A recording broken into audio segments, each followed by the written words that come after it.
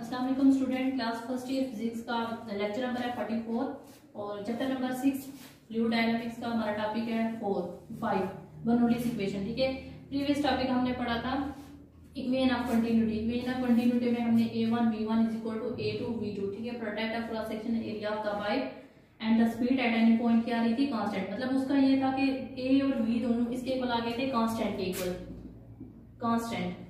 तो इसमें आपका जहाँ पे एरिया ज्यादा होगा तो वहाँ पे स्पीड क्या होगी, कम। अगर स्पीड एरिया जहाँ पे कम होगा वहाँ पे स्पीड क्या होगी, ज्यादा। ठीक है, इसी तरह देखिए उसका अपर और लोअर एंड था और अपर एंड में क्या था, एरिया ज्यादा था जिस वजह से स्पीड क्या हम कह सकते हैं कम है, और जहाँ पे आपका लोअर एंड है, लोअर एंड पे एरिया क्या था, कम, तो स्पीड वहाँ पे क्या ज्यादा।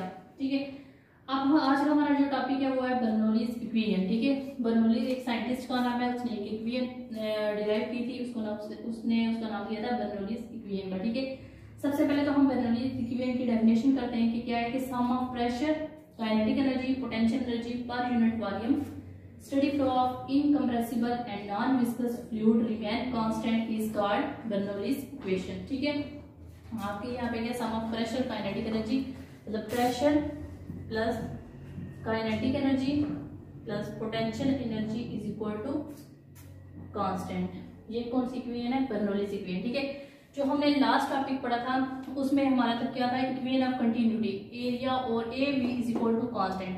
देखिए उसमें जो आपका एरिया था वो रिलेट कर रहा था किसके साथ, वेलोसिटी के साथ। ठीक है, इस टॉपिक में जो बर्नौलीज इक्वेशन है इसके अंदर हमारा क्या है, प्रेशर।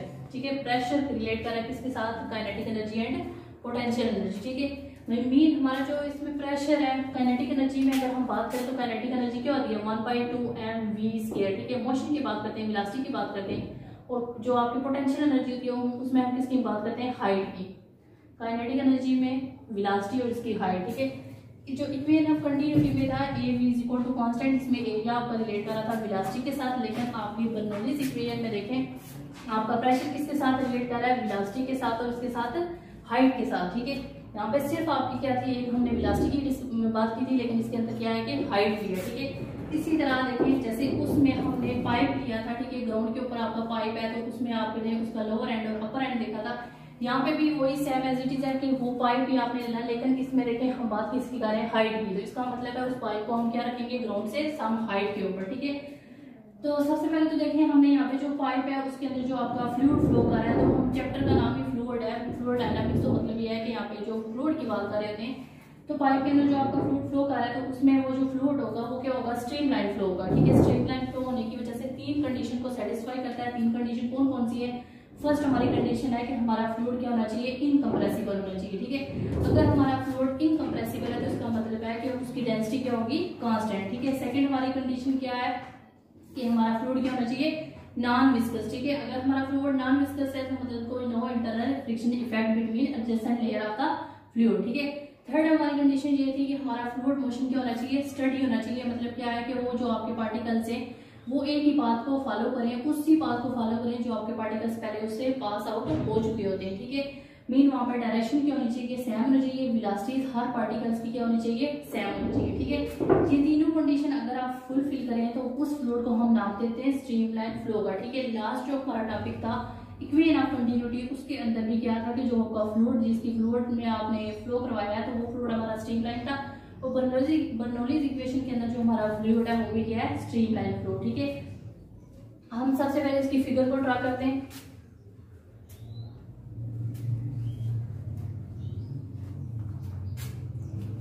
जो आपकी बुक के ऊपर बनी हुई है वैसे ही बनाएंगे। इसमें देखें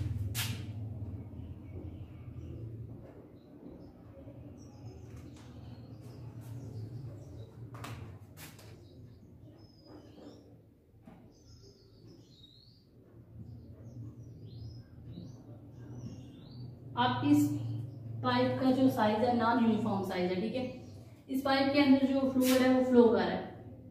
ये इसका कौन सा एंड है, लोअर एंड, और इसका ये कौन सा एंड है, अपर एंड। ठीक है, यहाँ पे जो फ्लूइड आपका फ्लो कर रहा है वो कौन सा फ्लूइड है, स्ट्रीमलाइन फ्लो। ठीक है, स्ट्रीमलाइन फ्लो के लिए तीन ही कंडीशन जो मैं पहले आपको बता चुकी हूँ। ठीक है, अब देखें इस जो पाइप के अंदर अगर इस फ्लूइड की एक लेयर को डिस्कस करूं, ये लेयर अगर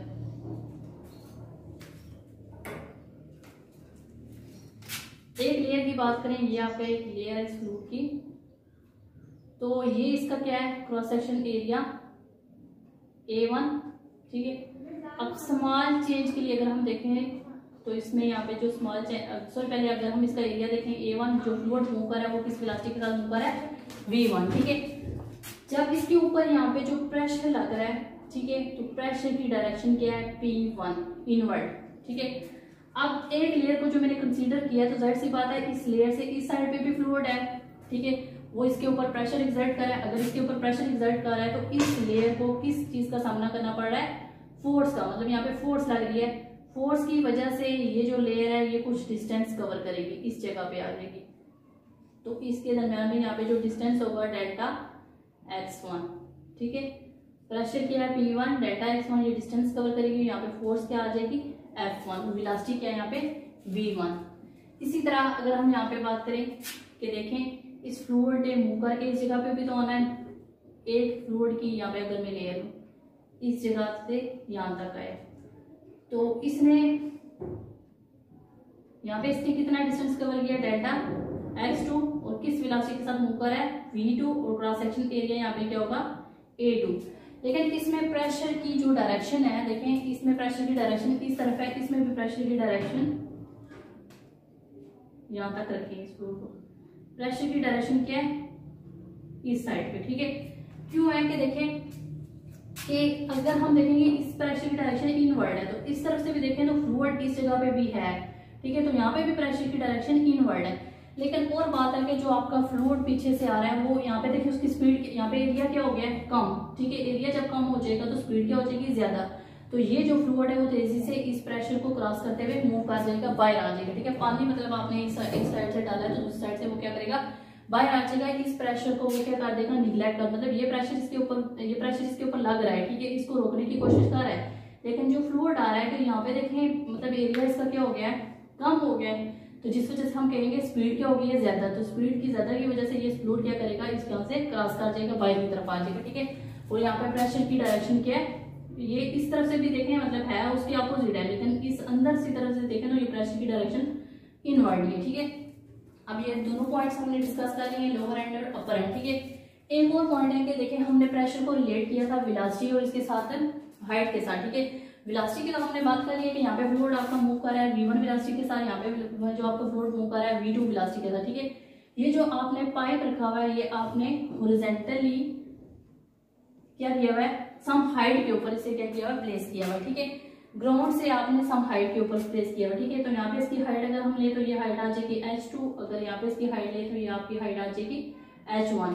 ये हाइट हम क्यों ले रहे हैं, देखें हमने सबसे पहले इसकी डेफिनेशन पढ़ी थी, बर्नौलीज इक्वेशन की मेन की हमने डेफिनेशन की है कि sum of pressure, kinetic energy and potential energy, ठीक है। काइनेटिक एनर्जी मीन हमने वेलोसिटी की बात कर ली है, ठीक है। पोटेंशियल एनर्जी के लिए हमें क्या चाहिए, हाइट, ठीक है। तो हम इस पाइप को क्या लेंगे, इस ग्राउंड से सम हाइट के ऊपर क्या करेंगे, प्लेस करेंगे, ठीक है। तो ए साइड पे देखिए हाइट का वहां पे हमने नाम दे दिया h2 का, और हाइट क्या है जगह पे ज्यादा तो वहां पे हम नाम देते हैं h1, ठीक है। और ये आपका यहाँ पे इसका फ्लूइड का मास आ जाएगा m, और यहाँ पे फ्लूइड का मास क्या आ जाएगा m, ठीक है। m1 भी लिख सकते हैं, m2 और यहाँ पे m1, ठीक है। अब हम क्या करते हैं, इसकी इक्वेशन को डिराइव करते हैं, ठीक है। फोर्स आप देखें जो फ्लूइड आपका मूव कर रहा है, ठीक है, तो उस फ्लूइड की डिफरेंट लेयर है, ठीक है। तो उस लेयर में देखें अगर पार्टिकल्स क्या कर रहे हैं, एक दूसरे के साथ है, मतलब एक पार्टिकल जा रहा है दूसरे को क्या कर रहा है, फोर्स लगा रहा है, वो पार्टिकल भी आगे की तरफ मूव कर रहा है, ठीक है। एक दूसरे के ऊपर वो फोर्स एक्सर्ट कर रहे हैं जिस वजह से वो फ्लूइड आपका मूव करता हुआ बाहर निकलता है, मतलब लोअर एंड से वो बाहर की तरफ जा रहा है, ठीक है। अगर वो एक दूसरे के ऊपर फोर्स नहीं लगाएंगे तो फ्लूइड तो आपका फ्लो ही नहीं करेगा, ठीक है, वो एक जगह पे स्टॉप कर जाएगा, ठीक है। अगर पार्टिकल्स मूव कर रहे हैं, फ्लो आ रहे हैं, तो ठीक है फोर्स भी है, ठीक है, एरिया भी है, उसके बाद वो डिस्टेंस भी कवर कर रहे हैं, तो जाहिर सी बात है पार्टिकल्स क्या कर रहे हैं, वर्क डन कर रहे हैं, ठीक है। और फर्स्ट लोअर एंड पे भी वर्क डन फाइंड करेंगे, अपर एंड पे भी वर्क डन फाइंड करेंगे, ठीक है। फर्स्ट हम ले लेते हैं अपर एंड के ऊपर फोर्स की वैल्यू क्या आती है, वहां पे वर्क डन क्या है, ठीक है। एट अपर एंड पे अगर हम देखें प्रेशर लग रहा है, ठीक है, फ्लूइड के ऊपर, P1 किसके इक्वल आएगा, F1 डिवाइडेड बाय A। किसी एरिया के ऊपर वो क्या कर रहा है, फोर्स, किसी एरिया के ऊपर वो फोर्स लगा रहा है, प्रेशर लग रही है, ठीक है, तो वो किसके इक्वल आ जाएगा, P1 is equal to F1 divided by A1। तो फोर्स किसकी इक्वल आ जाएगी, F1 is equal to P1 A1। ठीक है, इसी तरह अगर हम देखें कि इस जगह पे ये देखें इसने फोर्स भी लग रही है दूसरे के ऊपर, फोर्स की वजह से यहाँ पे फोर्स लगी है, इसने प्रेशर देखिए इसके ऊपर लगा है, फोर्स लगी है, तो ये लेयर एक जगह से दूसरी जगह पे गई है, इसने क्या किया, डिस्टेंस कवर किया। तो मीन पार्टिकल्स यहाँ पे क्या कर रहे हैं, वर्क डन कर रहे हैं। तो W1 किसके इक्वल आ जाएगा, F1 delta x1। W1 is equal to F1 की जगह क्या वैल्यू पुट कर देंगे, P1 A1 डेल्टा x1। अब इसके बाद देखें डेल्टा x1 की वैल्यू अगर हम यहाँ पे पुट, बल्कि अभी इनपुट करते हैं। दूसरा अगर हम देखें at lower end, lower end पे हमारा प्रेशर क्या आएगा, P2 is equal to F2 divided by A2 और F2 की वैल्यू आ जाएगी P2 A2। ठीक है, work done W is equal to, negative sign क्यों लेंगे, देखें प्रेशर इस यहाँ पे देखें प्रेशर की जो उसकी डायरेक्शन क्या है, अपोजिट। ठीक है तो उस फ्लूइड की इनवर्ड है लेकिन डायरेक्शन क्या है, अपोजिट। ठीक है, तो जिस वजह से यहाँ पे कौन सा साइन आ जाएगा, नेगेटिव साइन। ठीक है, W2 इज इक्वल टू क्या आ जाएगा, F2 delta x2। W2 is equal to F2 की जगह क्या पुट कर देंगे, P2 A2 डेल्टा x2। ठीक है, अगर हम यहाँ पे टोटल वर्क डन की बात करें, टोटल वर्क डन आपका इक्वल आ जाएगा, total work done W is equal to W1 plus W2। ठीक है, और W किसकी इक्वल आ जाएगा, P1 A1 delta x1 minus P2 A2 delta x2। अब यहाँ पे देखें डेल्टा x1 और x2 की जगह हम वैल्यू पुट कर देंगे। ठीक है, क्या वैल्यू आएगी, जैसे देखें S is equal to V cross T, delta x is equal to क्या आ जाएगा, V क्रॉस डेल्टा T। अगर हम x ले रहे हैं तो यहाँ पे क्या आ जाएगा, delta x1 is equal to V1 cross delta T।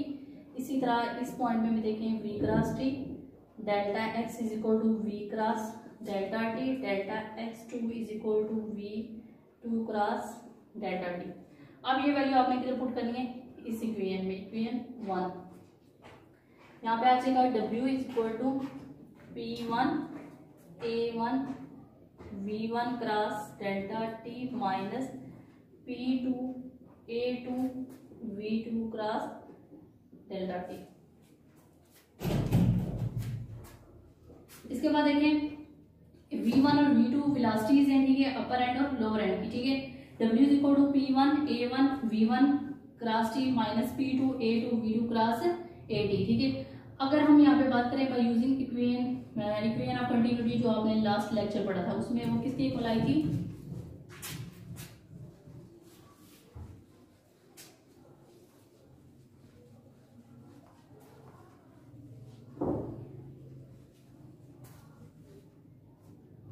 Bye using equation of continuity. Equation of continuity क्या थी, A1 V1 is equal to A2 V2। ठीक है, अब अगर इसमें देखें A1 V1 cross T A2 V2 cross delta T, जो आपकी लास्ट इक्वेशन आई हुई इक्वेशन 1। आपका जो ये चीज है मतलब A V किसके इक्वल आया था, कांस्टेंट के इक्वल। इसी तरह देखें A और V, ये V क्या है, यहाँ पे वेलोसिटी है। ठीक है, कांस्टेंट की इक्वल आई थी और इसको हमने इक्वल कर दिया था V divided by T, volume, rate of flow की इक्वल कर दिया, सिंपली फ्लो रेट का हमने नाम दिया था। ठीक है, अब यहाँ पे देखें इसी तरह अगर हम यहाँ पे जो आपने लिया इक्वेशन, तो यहाँ इसकी जगह हम लिख सकते हैं A1 V is equal to A V। ठीक है, A V के इक्वल आ जाएगा, A1 A नहीं आएगा बल्कि V और V के इक्वल आएंगे। देखें A1 V1 cross delta T, ये आपकी अगर हम जनरल इक्वेशन की बात करें, ये इक्वेशन है जनरल, तो यहाँ पे आपको देखें A V किसके इक्वल आया था, ये वेलोसिटी है A delta x divided by T और V बाई T के इक्वल आई थी, और ये V इसमें देखें इसके साथ क्या हो रहा है, मल्टीप्लाई हो रहा है। ठीक है, तो जिस वजह से यहाँ पे एक V बाई T नहीं आएगा बल्कि ये वेलोसिटी है। ठीक है, बल्कि एक सिंपल एक आएगा वॉल्यूम। ठीक है, वो किसके इक्वल आ जाएगा, वॉल्यूम के इक्वल आ जाएगा। इस तरह हम लिख सकते हैं A1 V1 cross delta delta T is equal to A2 V2 cross delta T is equal to V। अब ये वैल्यू हम इक्वेशन में पुट कर सकते हैं, इक्वेशन नंबर 1 क्या आई हुई थी, W इज इक्वल टू आपकी क्या थी, रो 1 sorry P1 A1 V1 cross delta T minus P2 A2 V2 cross delta T. यहाँ पे क्या आ जाएगा, P1 इस सारे की जगह V minus P2 V is equal to W। V को वॉल्यूम को कॉमन ले लें, ये आ जाएगा वॉल्यूम। वर्क डन की इक्वेशन आ गई है P1 minus P2 into V, ठीक है वॉल्यूम। M क्या है यहाँ पे मैस, रो क्या है इधर डेंसिटी, ठीक है। और यहाँ पे वॉल्यूम की जगह हम वैल्यू पुट कर सकते हैं, वॉल्यूम किसके इक्वल आएगा, rho is equal to M over V, और यहाँ पे वॉल्यूम किसके इक्वल आ जाएगा, M divided by rho. W is equal to P1 minus P2 M divided by rho. अब इसमें देखें, एक तो हमारा लास्ट लेक्चर था उसके अंदर यह था कि law of conservation of mass क्या रहा था, कंजर्व, लेकिन इसके अंदर यह है कि law of conservation of energy क्या रहेगी, कंजर्व रहेगी, ठीक है। इसका ये मतलब है कि energy can neither be destroyed not created, ठीक है, but one form to another form, ठीक है। ना तो आपकी एनर्जी क्या होती है इसके अंदर डिस्ट्रॉय होती है, ना ही बढ़ती है, क्या होता है कि इसमें वो एक फॉर्म से दूसरी फॉर्म में कन्वर्ट हो जाती है, ठीक है। तो यहाँ पे क्या रहेगा, law of conservation of energy क्या रहेगी, कंजर्व रहेगी, ठीक है। एक और आपने पढ़ा था कि work energy principal, chapter number 5 के अंदर एक टॉपिक था, उसके अंदर ये था कि जब देखें वर्क डन आपका क्या होता है, जब पार्टिकल्स कोई भी ऑब्जेक्ट वर्क डन कर रहे होते हैं, ठीक है, तो उसमें ये होता है कि उसकी एनर्जीज क्या हो जाती हैं, चेंज हो जाती हैं, ठीक है। इसी तरह यहाँ पे देखें जो आपके पार्टिकल्स जो हैं वो वर्क डन कर रहे हैं, तो वो वर्क डन आपका यूटिलाइज होगा फ्लूइड के अंदर, ठीक है। तो किसके अंदर चेंजिंग आएगी, एनर्जी के अंदर। एनर्जी कौन कौन सी है, change is kinetic energy and potential energy, ठीक है। पोटेंशियल एनर्जी कौन सी हम लेंगे, ग्रेविटेशनल पोटेंशियल एनर्जी, ठीक है। उन दोनों के अंदर क्या आएगा, चेंज आएगा, वो वैल्यू भी आपने पुट करी है, ठीक है। प्रेशर में काइनेटिक एनर्जी, कुछ पार्ट उसका काइनेटिक एनर्जी के अंदर यूटिलाइज होगा, कुछ पार्ट क्या होगा वर्क डन का पोटेंशियल ग्रेविटेशनल पोटेंशियल एनर्जी के अंदर यूटिलाइज होगा, ठीक है। वर्क एनर्जी प्रिंसिपल के अंदर आपने पढ़ा हुआ, ठीक है। तो यहाँ पे क्या हो जाएगा, change in kinetic energy. Kinetic energy के अंदर चेंज कैसे आएगा, देखें V2 भी है V1 भी है, ठीक है। तो यहाँ पे हम क्या लेंगे 1/2 m V2 का square minus 1/2 m V1 square. General formula होता है काइनेटिक एनर्जी का 1/2 m V स्केयर। इसी तरह change in gravitational potential energy,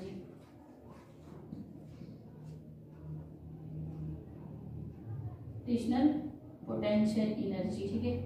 gravitational potential energy हमने क्यों लिया कि देखें ग्राउंड से सम हाइट के ऊपर हमने क्या किया हुआ, पाइप को प्लेस किया हुआ, ठीक है। और work done, work energy principal के अंदर हमने जो काइनेटिक एनर्जी की बात की थी, W kinetic energy, W is equal to kinetic energy के अंदर भी चेंज आया था, वो पोटेंशियल एनर्जी हमने कौन सी ली थी, ग्रेविटेशनल पोटेंशियल एनर्जी, ठीक है। पोटेंशियल एनर्जी किसकी इक्वल होती है, mgh2 माइनस mgh1, ठीक है।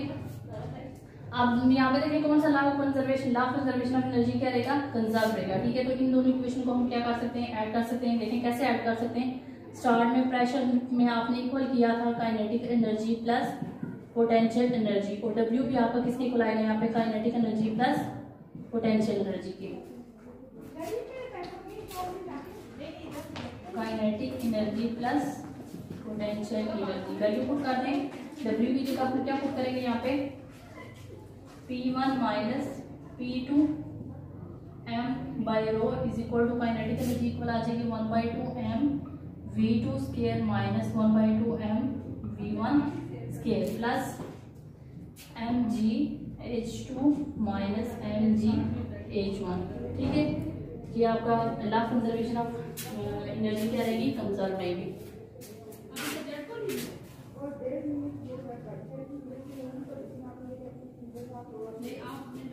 अब रीअरेंज कर लें इस इक्वेशन को, तो क्या वैल्यू आ जाएगी, देखें P1 m by rho minus P2 m by रो, बल्कि आप क्या करेंगे इसमें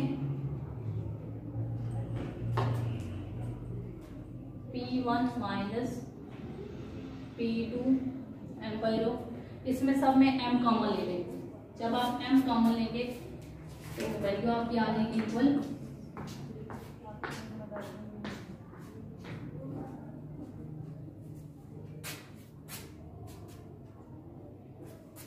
m कॉमन लेंगे क्या आ जाएगा 1/2। इस मैथ्स की जगह हम क्या पुट करेंगे, इसमें आपकी वैल्यू आ जाएगी